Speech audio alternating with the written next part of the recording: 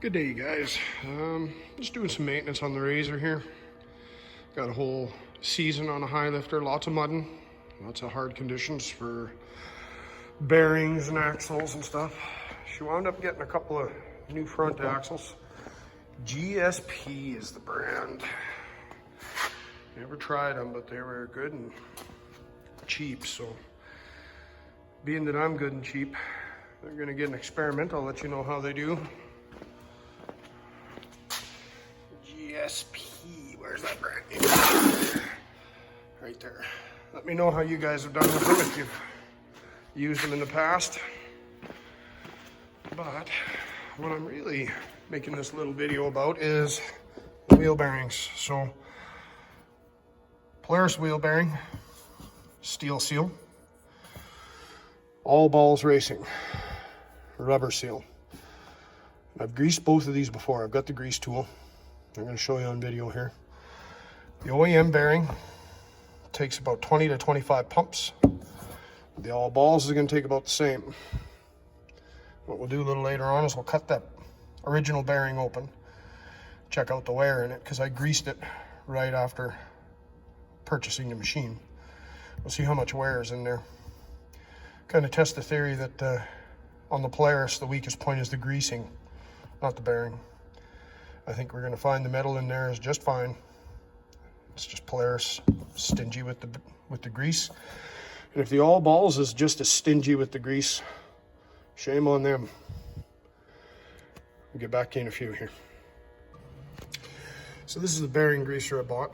I can't remember what brand it is. I got it off Amazon. It's only got one hole that points grease into that split line down in the bearing there, you see in the middle. So what I'll do is I'll put it in, I'll pump 5 shots, I'll turn it a quarter turn, pump another 5 shots, turn it a quarter turn. You get the idea. But apparently there's newer style ones of these out there now that have 4 holes in them. It'll shoot the grease out in 4 directions. You don't have to turn it, but working with what I got, and this is the way she was.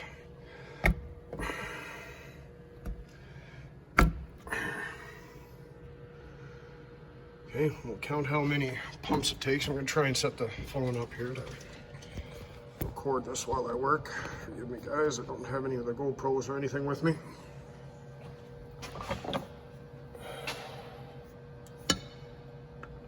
I'm going to listen for grease to squeeze out of the seal. I don't like blowing the seals out, but if you're mudding, it's better to have grease in there than room for water and mud.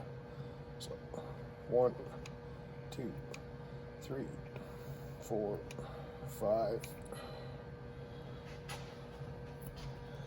1, 2, 3, 4, 5. 1, 2, 3, 4, 5. We should start to hear grease coming out of the seals anytime now. 1, 2, 3, 4, 5. Yep. There we go. I just heard grease coming out. 2, 3.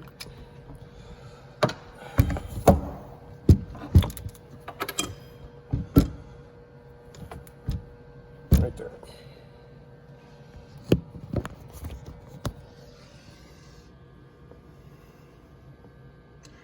So I don't like pushing until grease comes out, because to me that weakens the seal, and that'll let mud and water into the bearing.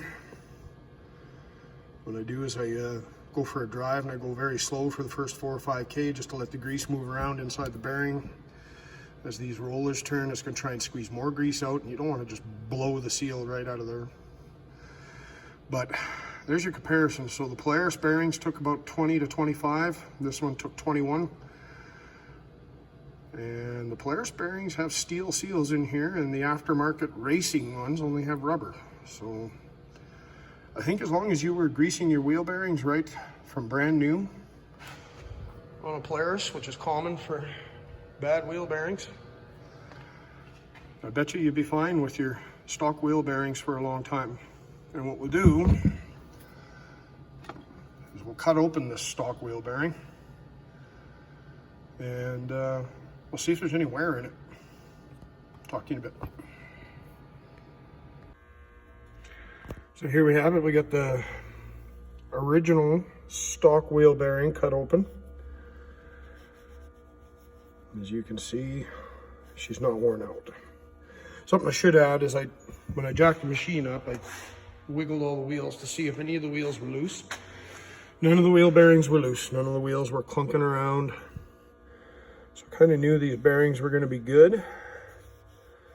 But I wanted to do this anyway because of my experience with my first machine back in 2015. My wheel bearings started piling up at about 750 kilometers.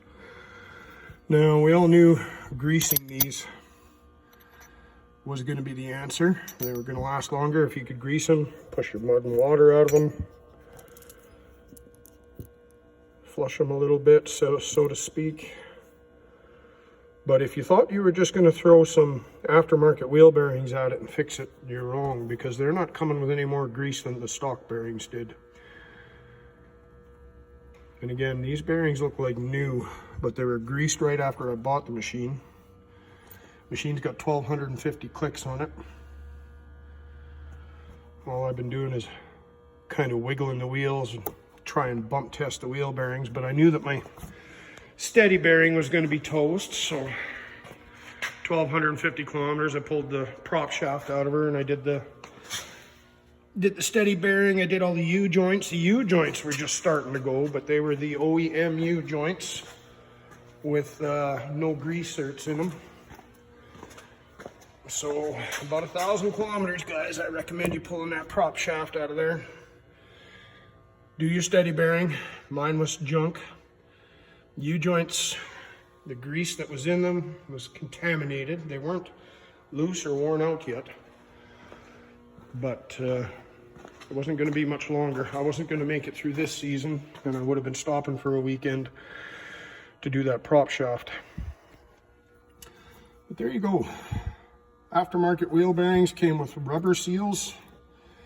These came with steel seals with rubber backings. A little higher quality seal. So if you grease your original wheel bearings right out of the gate, and say every winter, depending on how many kilometers you put on and what type of riding you do, I dare say there's nothing wrong with the original wheel bearings.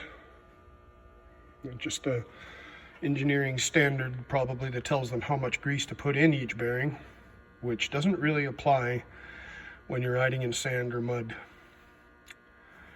Anyways, there you have it. Have a good one, guys.